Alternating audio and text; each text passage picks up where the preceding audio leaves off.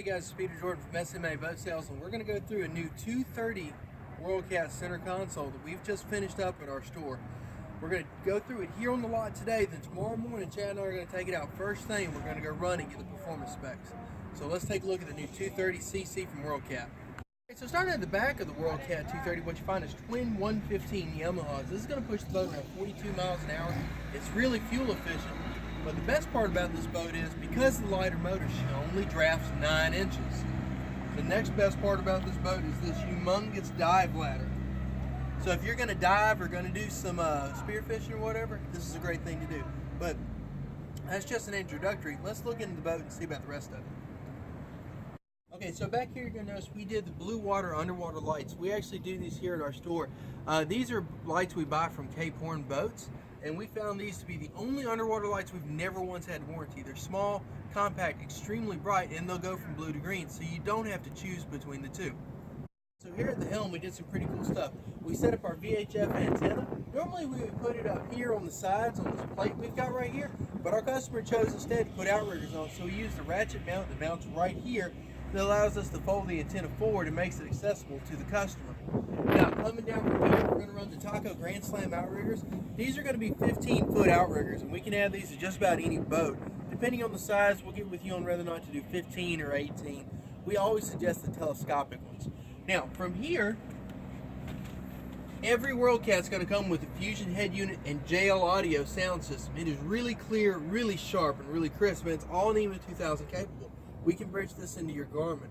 This customer chose to do a Garmin 1242 XSV, and we're running a dual transducer setup on this, one in-haul and one transit mount. This gives you sounding at any speed and clear view and side view as well. We're running a 210 AIS VHF. The reason we choose this one is because we link it to your NEMA 2000 system, and if you ever had to hit the distress button, it automatically sends your GPS coordinates. So we think it's a safer way to take care of our customers. Alright?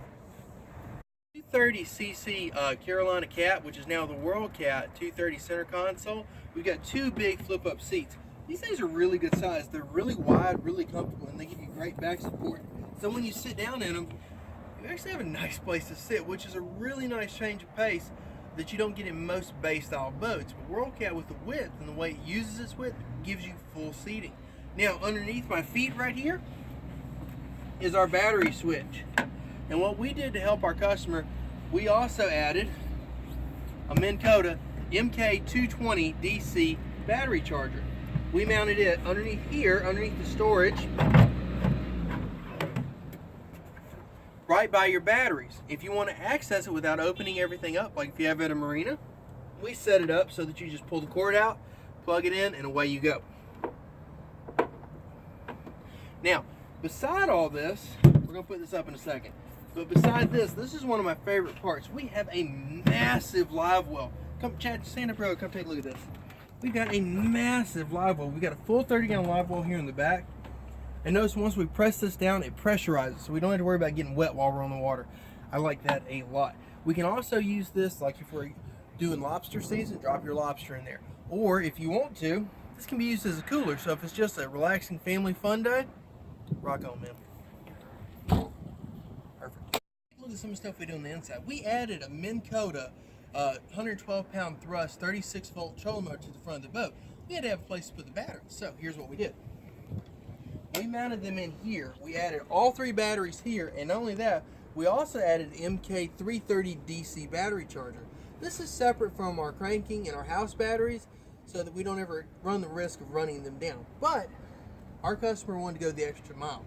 So what he did was he insisted that we add the new MK3 DC alternator. So once your batteries are charged from running the boat, it begins at that point to add 10 amps to your trolling motor batteries. So if you're offshore fishing and using this in nearshore, this is a great way to keep these batteries hot, going from spot to spot to spot. And it's all very accessible. We added the battery plug to this one right here. So this is, once again, super easy to get to. Alright.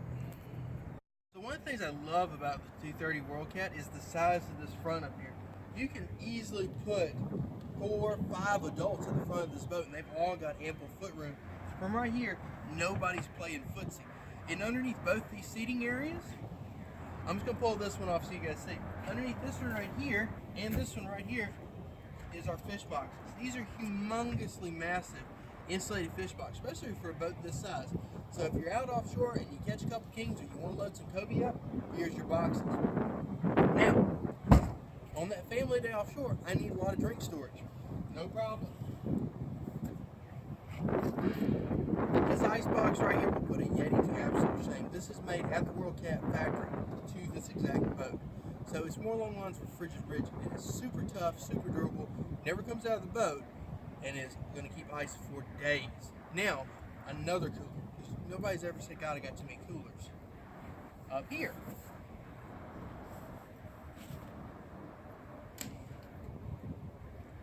You can use this also as a fish box or ground tackle. All of your compartments are insulated here. So cooler, ground tackle, whatever you need it to be, it's ready to go. So if you guys are going to do a trolling motor, here's what we suggest. First off, this boat doesn't come with their anchor chain and rod. On this one, what we did was we used a 14-pound Delta anchor, Lumar, and it's going to go with 8 feet of shock chain, 150 feet of rod. You might could do 200 if you like. We fought that 150 feet really well, and we did the 4,400 pound braking strength, so more than enough for this boat. Now, it's going to load right in here. It goes all the way across here, so you've got ample room to put your line in. So when you're pulling in, you're easy going. It's got the roller from right here, so it makes it really easy. Stand up here and pull. We did the Delta because if we did a Danforth, in order to use the trolling motor, it would have hit the trolling motor every time, damaging the trolling motor. We didn't want to do that, so we felt that this was the better way to go for our customer. Now, from right here, this is the trolling motor we use. This is an MK, not an MK, I'm sorry guys. This is a Minn Kota Tarova iPilot, and we use a 72-inch shaft so that when you're offshore and you get into the rollers, you're not going to lose bite. We found the Tarova to be the best one offered by Minn Kota at this time. It's all remote control, you're good to go. We used the new, I believe the RT54 quick connect bracket, if I'm not too off. We pull the Carter pin. Don't be like me, please don't lose this. Otherwise you have a zip tie and everything together. You pull this pin off right here, it comes off, trust me. Then the entire thing comes off. So this way, if it's just a family day, you're good to go. Again, we went the extra mile instead of just mounting it to the deck. We used the Robalo bracket that right here that we get from Robalo. It is that thick, solid aluminum, powder coated at the factory.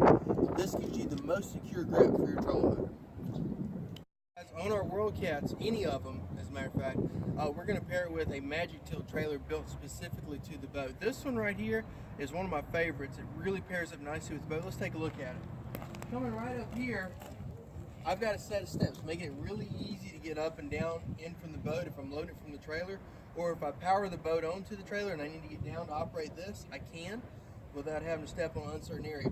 On the inside of this trailer, let's step in here and take a look. We've got this big cross brace right here that keeps from going up too far, but on the inside, you see this in here, Chad? We've got guide-ons on the inside.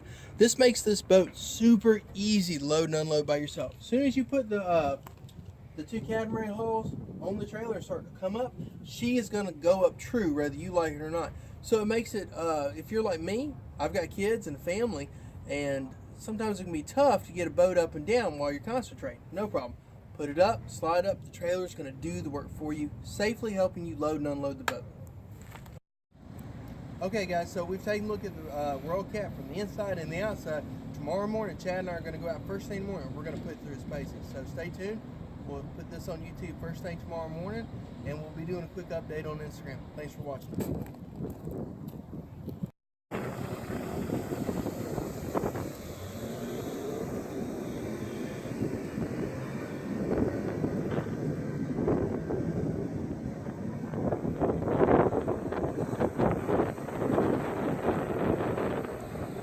Okay guys, so we're done through the check through on that 230 we talked about going out here today. It is cold as all get out, and I conned Chad and coming out, and he's going to demonstrate using this Minn Kota Tarova. It's a 112-pound thrust, 72-inch shaft. And so there it is, mounted to the front. We talked about it a little bit yesterday in the video. So Chad, let's deploy it and let's get it moving, man.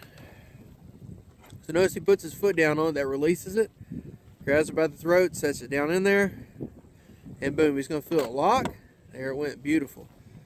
All right, now the cool thing about this trolling motor, the reason we use it is it's got enough height that it'll work on this catamaran even in rough water, and it's strong enough to pull it with ease, which is really what we're going for. So there's plenty of height, plenty of room. We're going to walk right on up. Chad, take us up into the upriver, would you? So he's going to spin us around. So we got, the wind is running downriver, and he's going to use this trolling motor to bring us around. We are doing it without any issue. I don't know if you guys can see the motor down there, but there's plenty of it. So he's going to take us on up. So we're in the Blakely River today. We're by Blakely State Park. All right, Chad, if you want to, go ahead and hit the anchor button. Beautiful. So what she's going to do now is hold us anchored in this one position. This is great for a lot of our offshore fishermen. So we put this on pretty much every 230cc. This boat's going out to its new customer pretty soon, and we wanted to make sure everything was done properly. So we're doing a pre-thorough test today. So trolling motor is checked out. We just want to show you guys how it works, and we're going to go through the rest of it.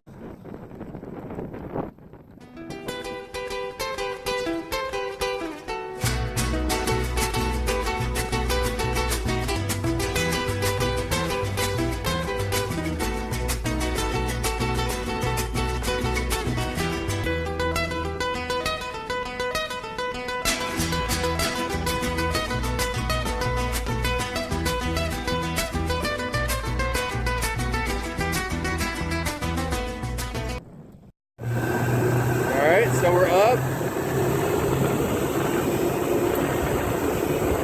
We're already running. We're on plane. He's going to bring our trim up. We are ready to go.